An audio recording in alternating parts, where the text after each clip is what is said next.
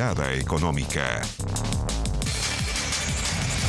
Hola, hola, ¿cómo les va? Mirada Económica en el aire, media hora de conversación económica, ya un clásico de Canal 24 Horas. En los últimos 12 años de existencia de este canal de noticias queremos concentrarnos, la discusión económica ha estado concentrada esta última semana, último mes, diríamos, en el cuarto retiro, en los fondos previsionales, en la polémica de la ley corta de pensiones, pero queremos salirnos un poquito del tema de pensiones, del tema previsional y concentrarnos en otra preocupación importantísima para millones de chilenos que tiene relación con la desocupación, con el empleo. La recuperación, afortunadamente, después de meses bastante asiagos, la recuperación del empleo en nuestro país. Para profundizar en las últimas cifras entregadas por el Instituto Nacional de Estadísticas, ya estamos en contacto aquí en Mirada Económica con Juan Bravo, economista, director del Observatorio del Contexto Económico de la Universidad Diego Portales. Juan Bravo, un amigo de la casa. ¿Cómo te va, Juan? Bienvenido a Canal 24 Horas a Mirada Económica.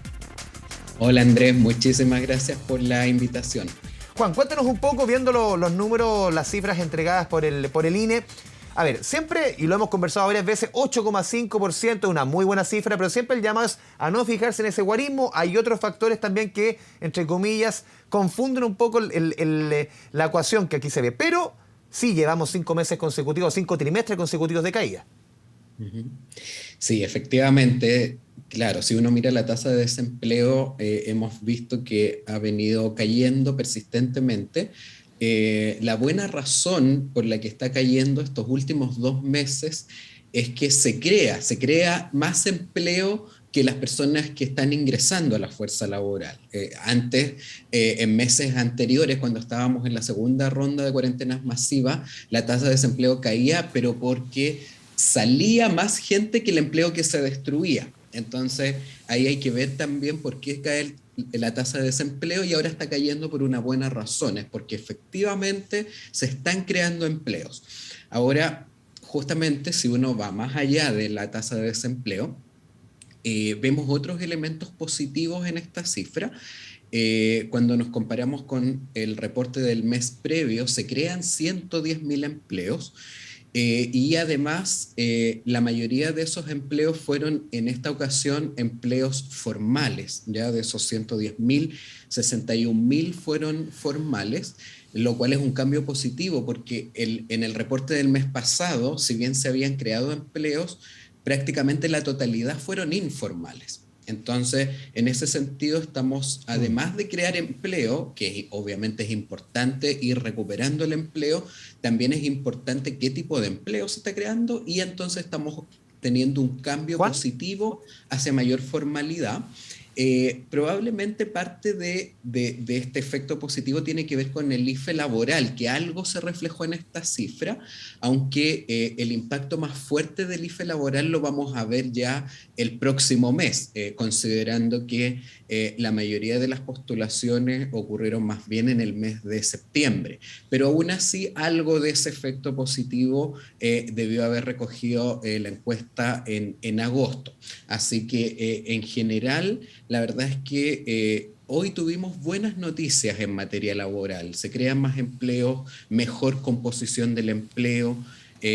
Así que la verdad es que hace tiempo que no había noticias así, que en general se ven bastante positivas. Nos falta todavía empleos por recuperar, sí. nos faltan todavía 805.000 empleos por recuperar, o sea, todavía tenemos un trabajo arduo, pero vamos hacia allá, vamos avanzando en ese camino. Sí, se rompe la tendencia, Juan, tú lo mencionabas, de pasar de trimestres en que el crecimiento estaba sustentado en la informalidad, ahora en la formalidad. La explicación, en parte, tú lo decías, tiene que ver con este famoso ILE, este ingreso laboral de emergencia. Recordemos que esta medición del INE es junio-agosto, o sea, tiene cierto rezago para medir un poquito una medida que el gobierno la anunció hace un par de meses, 2, 3 meses.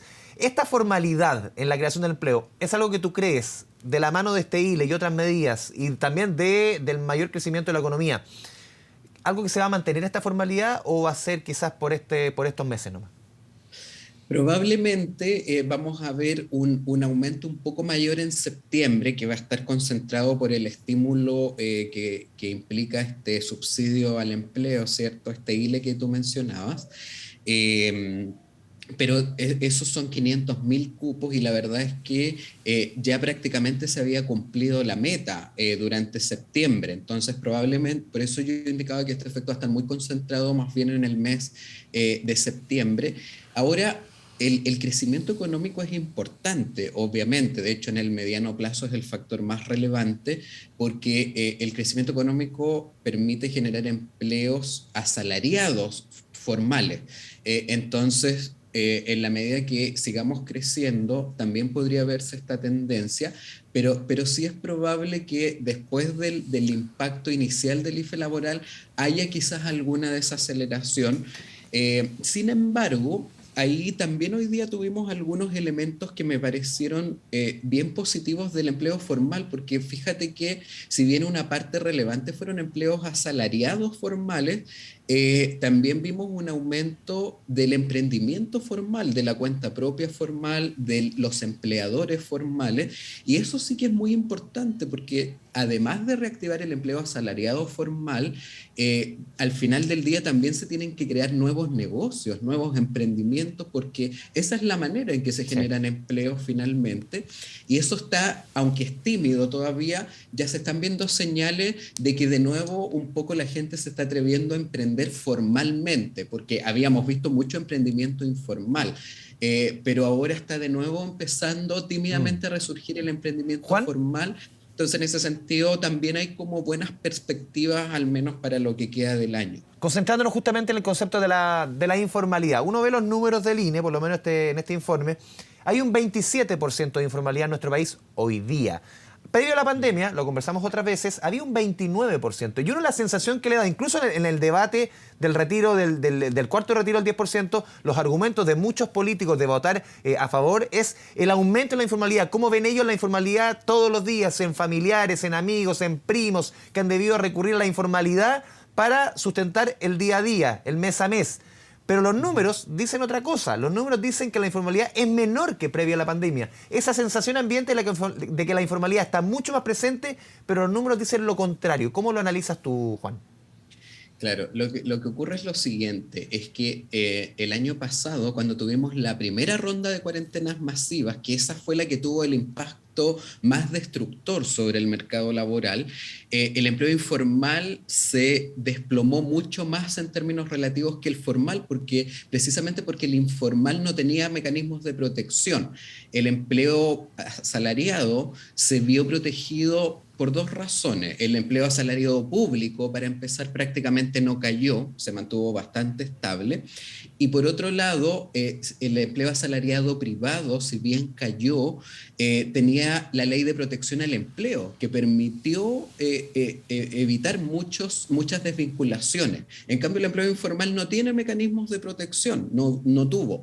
Entonces, simplemente esos empleos se destruyeron mucho más. Entonces, lo que ocurrió ahí es que efectivamente la tasa de ocupación informal cayó en el peor momento de la pandemia, del 29 que tú dices, que pre-pandemia cayó a 22%, pero esa caída de la tasa de ocupación informal fue por una mala razón, fue porque la destrucción de empleo golpeó mucho más a los informales que a los formales. Y después de eso, cuando empezaron a liberarse restricciones, el año pasado, ahí empezó paulatinamente a subir la tasa de ocupación informal. Entonces, claro, ha subido la tasa de ocupación informal respecto al peor momento de la pandemia. Es cierto que estamos más bajo que el nivel prepandemia, pero ya nos estamos acercando de nuevo a eso, y por eso es que la medida del IFE laboral era particularmente importante, porque la experiencia que tuvimos el año pasado es que cuando se liberaron las restricciones, después de la primera ronda de cuarentenas masivas, es que el empleo informal se recuperó muy rápido. Y claro, porque muchos de esos son empleos cuenta propia, entonces no hay jefe, no hay nada, simplemente la persona toma la decisión de salir a trabajar.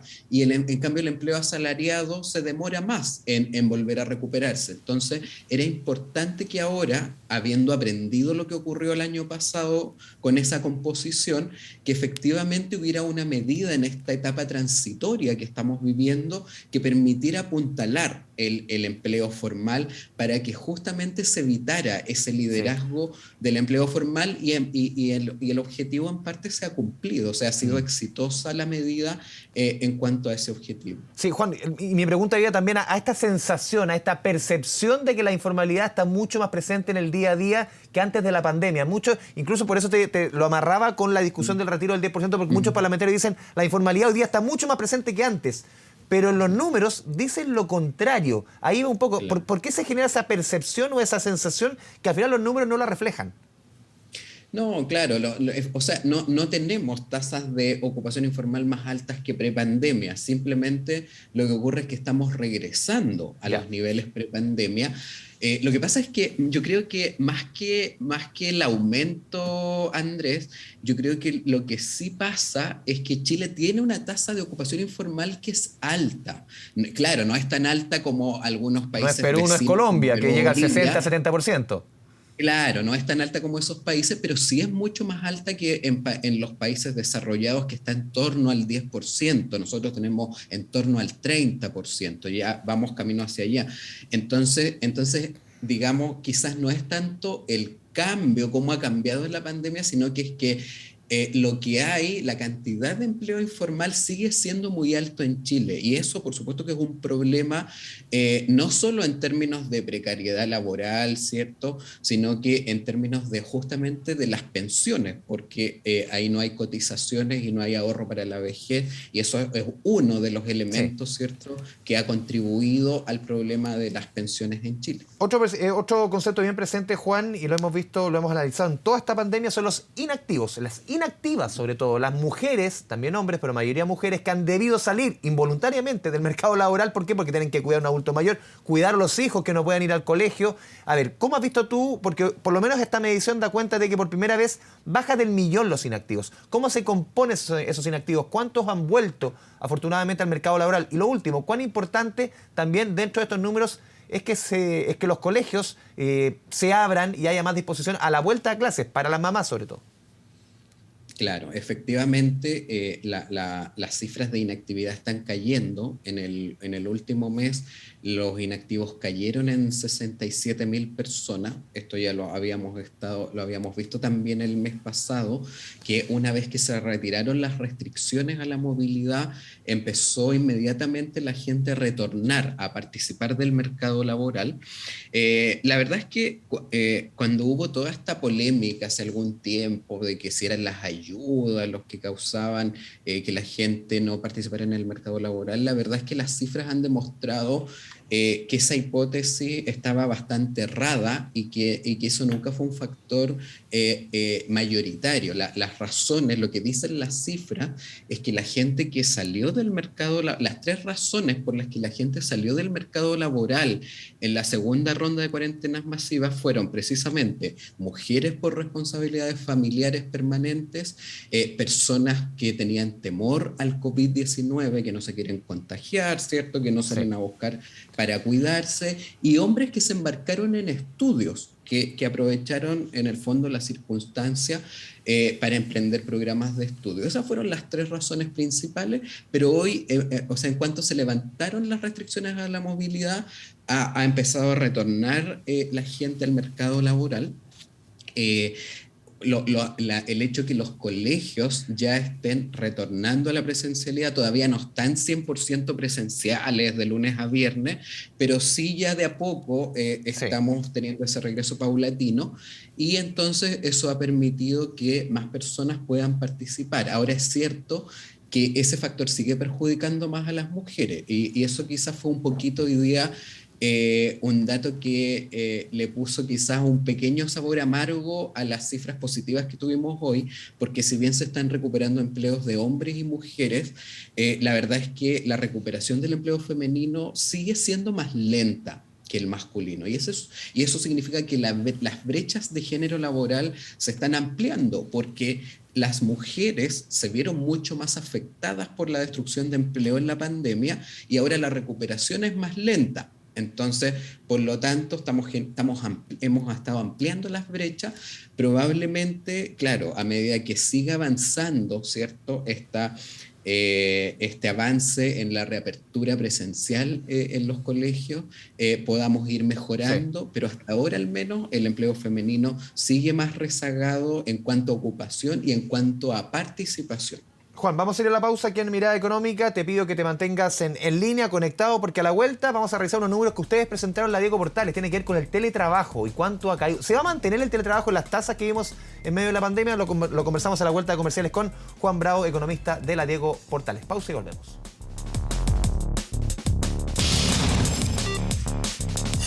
Mirada Económica. Mirada Económica. Volvemos a Mirada Económica, estamos conversando con el economista Juan Bravo. Juan, habíamos dejado en la previa de irnos a la pausa, hecha la pregunta, ustedes realizaron en la Diego Portales un estudio en el Observatorio de Empleo respecto a lo que está sucediendo con el del Observatorio del Contexto Económico, lo que está sucediendo con el teletrabajo, que en el momento más duro de la pandemia llegó al 20%, 1 de cada 5 trabajadores. ¿Qué está pasando ahora?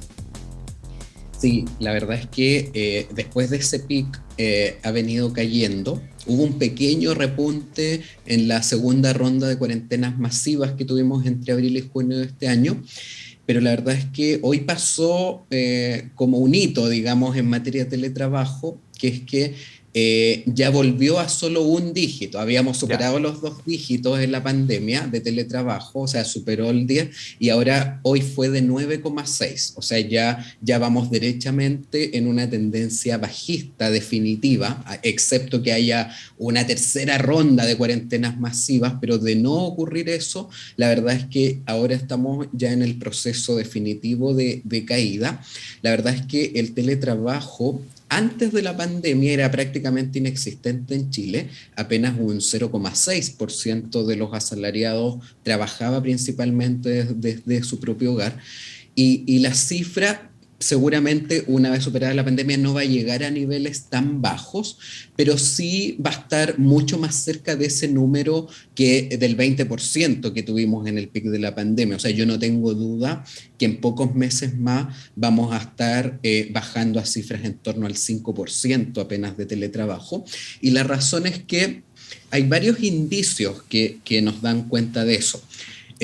Lo primero es que cuando uno ve, por ejemplo, las cifras de los pactos de teletrabajo que se registran ante la Dirección del Trabajo, con la nueva ley de teletrabajo esa es una obligación. Uno tiene que registrar los pactos de teletrabajo ante la Dirección del Trabajo, y lo que uno ve es que son muy pocos las personas que realmente registran esos pactos, los empleadores que los registran, y la razón es bien simple, es que la mayoría de las personas que se fue a teletrabajo durante la pandemia sabía que era algo transitorio y que una vez que pasara iban a retornar presencialmente, y así está ocurriendo y así lo están mostrando las cifras.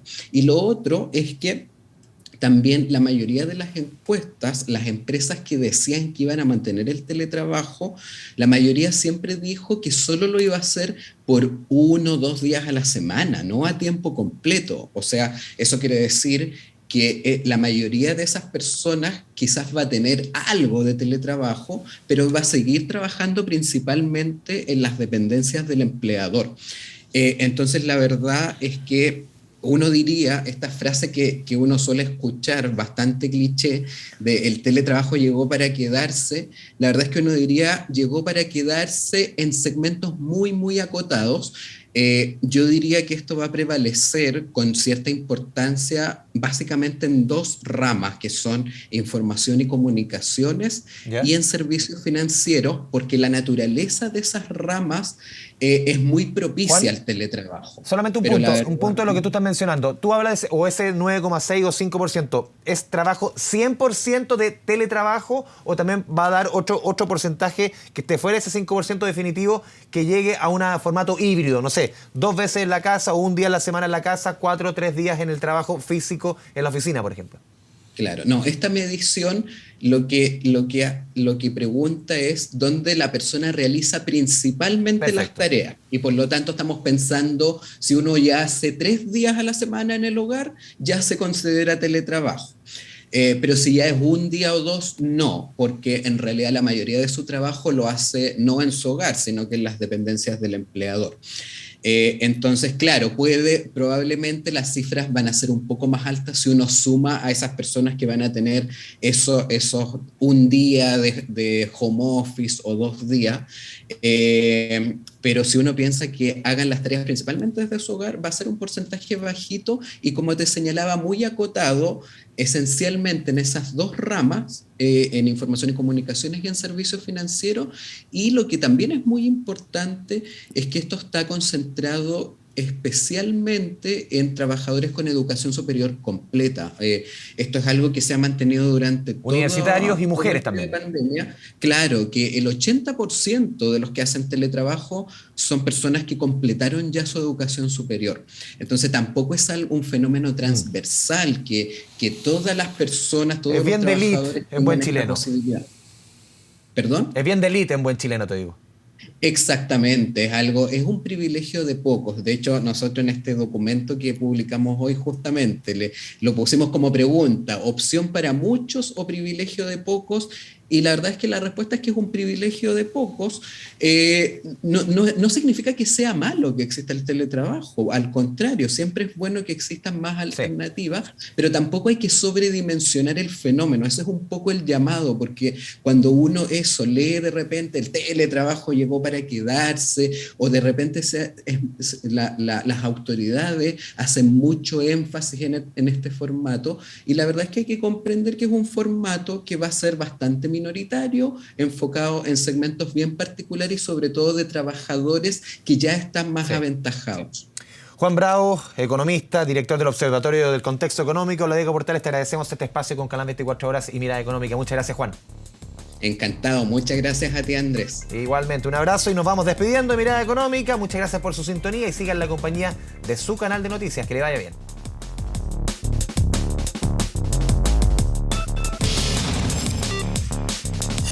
Mirada Económica.